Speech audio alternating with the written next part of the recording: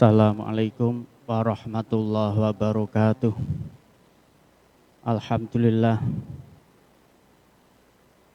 Alhamdulillahi rabbil alamin. Wabihi nasta'inu ala umurid dunya waddin. Wassalatu wassalamu ala sayyidina Muhammadin wa ala alihi wa sahbihi ajma'in, amma ba'd. Anak-anakku yang saya cintai, kita siang ini ketemu kembali dalam pembelajaran jarak jauh. Semoga kita semua selalu dalam lindungan Allah Subhanahu wa ta'ala. Pada siang ini kita mempelajari kelanjutan dari materi yang kemarin, yaitu perkembangan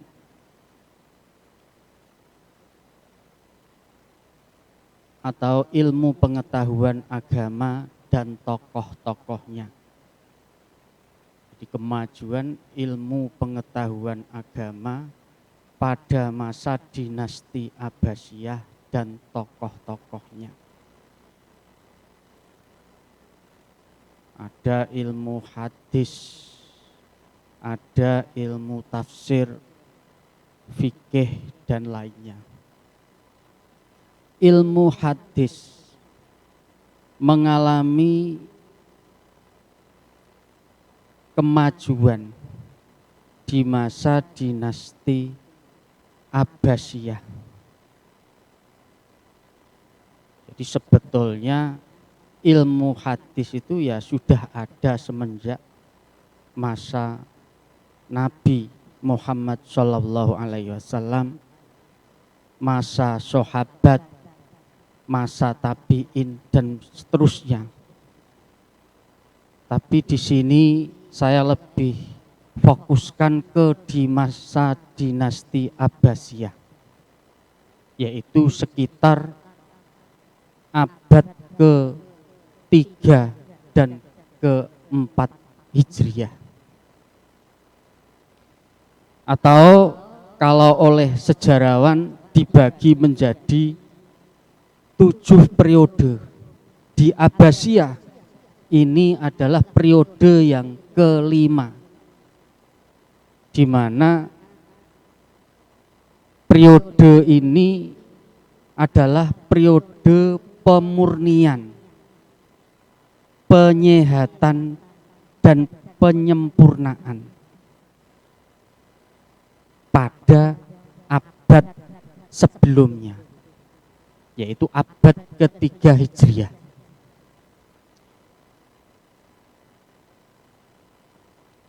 Periode ini, perkembangan ilmu hadis pada periode kelima ini adalah termasuk ulama hadis mutaqaddimin atau awal. Tepatnya kala itu di awal abad ke-4 Hijriah. Kala itu permasalahan hadis yang muncul dapat dipecahkan, antara lain pemisahan antara hadis Nabi Shallallahu Alaihi Wasallam, fatwa sahabat, dan hadis palsu. Karena sebelumnya kekhawatiran itu muncul, kemudian adanya pengklasifikasian hadis, tadwin, pembukuan hadis, untuk memisahkan antara hadis dengan fatwa sahabat. Ini dengan cara melawat ke beberapa daerah-daerah dalam rangka untuk menghimpun hadis dari para perawi. Yang kedua yaitu mengklasifikasi hadis yang meliputi marfu, mauquf maupun maktu. Dan ini sudah ada pelajaran yang menunjang yang lebih membicarakan secara detail, yaitu mustalahul hadis. Kelas 8 sudah diajarkan. Hadis marfu, hadis yang disandarkan pada Nabi Muhammad SAW. Mauquf, disandarkan kepada sahabat Nabi. Maktu, yang disandarkan kepada tabi'in. Yang ketiga, menghimpun kritik hadis yang diarahkan kepada perawi. Ini kemudian melahirkan kitab sahih, kitab sunnah, kitab mustad.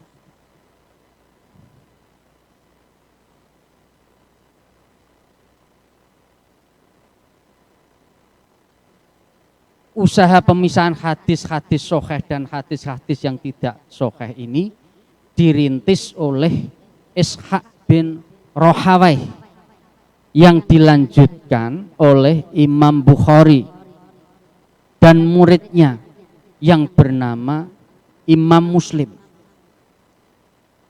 Keduanya menulis kitab hadis yang disebut hadis sahih. Sahih Bukhari, hadis sahih Muslim. Setelah Imam Bukhari dan Imam Muslim dilanjutkan Imam Abu Dawud, Imam At-Tirmidzi, An-Nasa'i, Ibnu Majah. Keenam tokoh tersebut, keenam tokoh hadis tersebut, dua hadis sahih dan 4 kitab sunan yang terkenal dengan nama Kutubus Sittah, 6 kitab.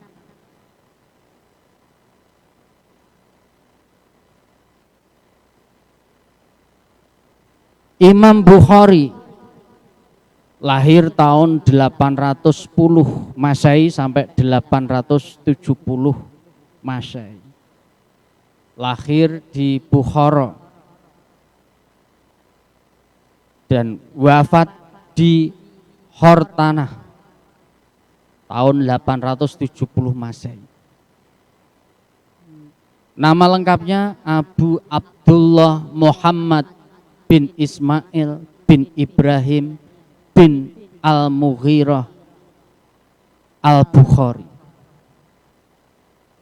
Jadi Bukhari nama tempat yang dulunya negara Rusia.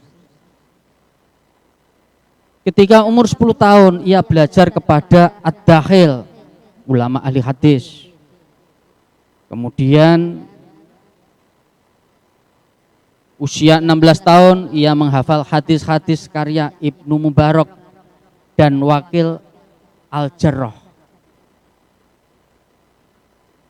Imam Bukhari belajar kepada lebih dari 1000 guru.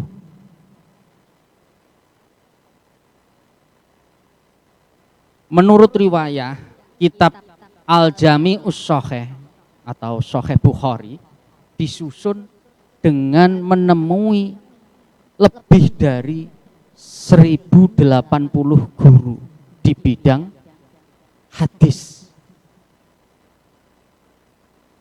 Dan Sahih Bukhari memuat 7.275 hadis dari sekitar 100.000 hadis yang diakui sahih. Ini sebagai bukti ketelitian Imam Bukhari. Kemudian Imam Muslim lahir tahun 817 Masehi sampai 875 Masehi. Ini generasi berikutnya. Jadi kalau kita lihat dari tahun kelahiran dan wafatnya, ini adalah menangi atau semasa dengan Imam Bukhari, hanya terpaut waktu. Lahir di Nisabur, wafat di Nisabur juga. Nama lengkap Abu Al-Husain Muslim bin Al-Hajjaj Al-Kushairi An-Nisaburi.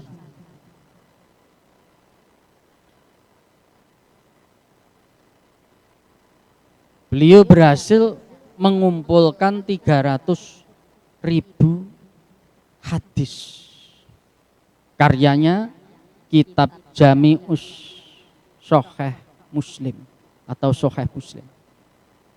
Ini kitab ini disusun selama kurang lebih 15 tahun.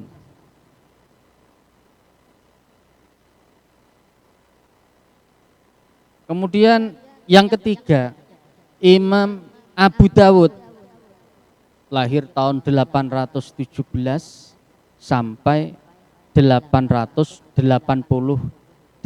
Masehi. Lahir di Baghdad, wafat di Basrah. Nama lengkapnya Abu Dawud Sulaiman bin Al-Ash'as bin Ishaq bin Bashir bin Shiddad bin Amr bin Amron Al-Azdi As-Sijistani.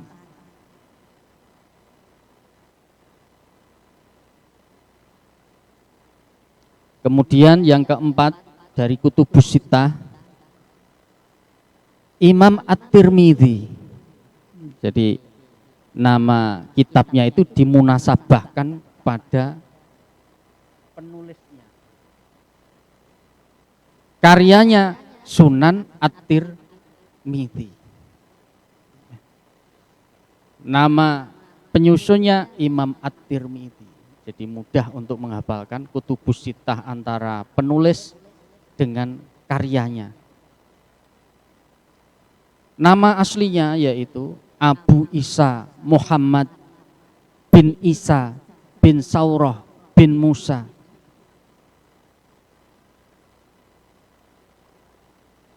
Yang kelima yaitu Imam An-Nasai. Lahir di Nasa. Nasa itu Khurasan. Tahun 830 Masehi dan wafat di Damaskus tahun 915 Masehi. Jadi urutan Kutubus Sittah ini sudah sistematis urutan secara waktu kelahiran atau kewafatannya. Nama lengkapnya adalah Ahmad bin Su'aib bin Ali bin Bahr bin Sinan. Beliau sejak usia 15 tahun belajar ke beberapa wilayah baik Irak, Mesir, Suriah maupun Aljazair. Guru-gurunya di bidang ilmu hadis juga banyak, tidak saya sebutkan semuanya, baik itu Imam Bukhari maupun yang lainnya tadi tidak saya sebutkan guru-gurunya. Kemudian yang keenam, Ibnu Majah. Lahir dan wafat di Irak, Qazvin, Irak. Nama aslinya atau nama lengkapnya adalah Abu Abdillah Muhammad bin Yazid Ar-Robai Al-Qazwini. Jadi nama Majah itu adalah gelar bagi Yazid. Jadi rata-rata sejak kecil memang para Kutubus Sittah ini, penulis Kutubus Sittah lebih konsentrasi kepada ilmu hadis. Ibnu Majah 15 tahun belajar kepada Ali bin Muhammad.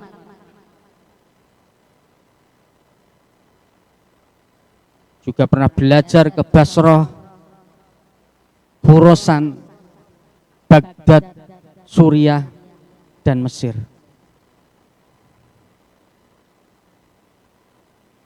Karya Ibnu Majah diantaranya Tafsirul Quranul Karim. Ini membahas ilmu tafsir. At-Tarikh ini berisi tentang riwayat hadis dari awal sampai pada masanya. Sunan Ibnu Majah ini memuat 32 bab, 150 pasal, dan 4.000 hadis yang mayoritas adalah berkualitas baik. Ini pada periode ke-5. Kemudian perkembangan ilmu hadis pada periode ke-6. Periode ke-6 ini termasuk ulama hadis mutaakhirin atau akhir setelah abad ke-4 Hijriah, abad ke-5 dan berikutnya. Ulama-ulama hadis telah menetapkan bahwa ahli hadis yang hidup pada periode ke-5 disebut ulama hadis mutaqaddimin, awal. Sedang periode ke-6 disebut ulama hadis mutaakhirin atau akhir. Ulama hadis mutaqaddimin pada umumnya mengumpulkan hadis dan memeriksanya sendiri dengan cara menemui para penghafalnya di beberapa negara. Ini perbedaannya. Sedangkan ulama hadis mutaakhirin umumnya bersandar pada karya hadis ulama mutaqaddimin. Jadi yang mutaqaddimin ini langsung mencari pada para penghafal hadis di beberapa negara.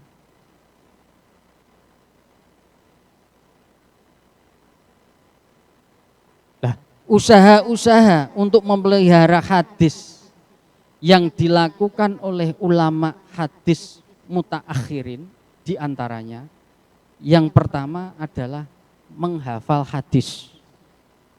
Sama ulama hadis mutaqaddimin juga menghafal hadis. Yang kedua, memperbaiki susunan kitab-kitab hadis. Yang ketiga, mengumpulkan hadis-hadis yang masih berserakan ke dalam bagian-bagian yang lebih sistematis. Yang keempat, membuat kitab syarah, komentar atau penjelasan terhadap kitab-kitab hadis terdahulu. Di antaranya hasil dari kitab-kitab para ulama hadis mutaakhirin yaitu kitab mustakhrij, yaitu kitab yang dihasilkan dengan metode istikhraj, yaitu mengambil hadis dari seorang ulama hadis tertentu lalu meriwayatkannya dengan sanad sendiri. Yang kedua, kitab At-Taraf, yaitu kitab yang menyebut sebagian dari teks atau matan hadis saja, kemudian menjelaskan seluruh sanad dari matan itu. Yang ketiga, kitab yang dihasilkan dari ulama pada periode ke-6 ini, kitab Mustadrak, yaitu kitab yang menghimpun hadis-hadis yang memiliki syarat dari Imam Bukhari dan Imam Muslim atau salah satu dari keduanya. Yang keempat yaitu kitab Jami, yaitu kitab yang menghimpun hadis-hadis yang telah termuat dalam kitab-kitab yang telah ada. Tokoh-tokohnya Al-Hakim, Al-Ajri, Abdul Fattah Salim bin Ayub Ar-Razi. Ini tokoh-tokoh ulama ahli hadis pada periode ke-6. Kemudian ilmu tafsir.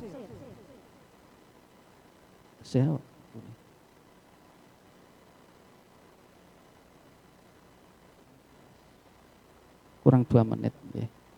Kurang 2 menit, mungkin nanti kita gunakan untuk tanya jawab. Jadi untuk berikutnya ilmu tafsir kita lanjutkan pada pertemuan yang akan datang, insya Allah. Assalamualaikum warahmatullahi wabarakatuh. Baik, demikianlah